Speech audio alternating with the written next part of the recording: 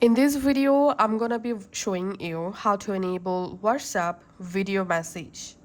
WhatsApp video messages are short, circular video clips up to 60 seconds that you can record and send instantly, similar to voice notes but with video.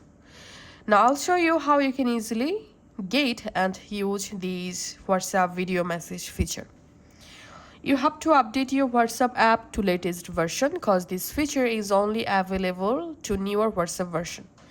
Go to your App Store or Play Store and simply search for WhatsApp and update your WhatsApp app to latest version.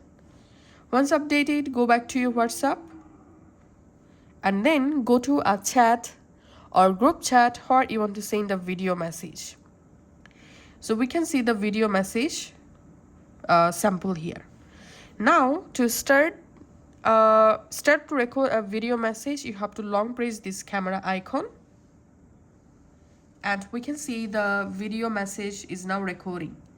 Don't release your finger from this camera button. If you release, your video will be stopped and will be sent just like this. And if you want, you can lock the video recording just like this. You can also switch your camera by tapping here. You can delete the recording by tapping here.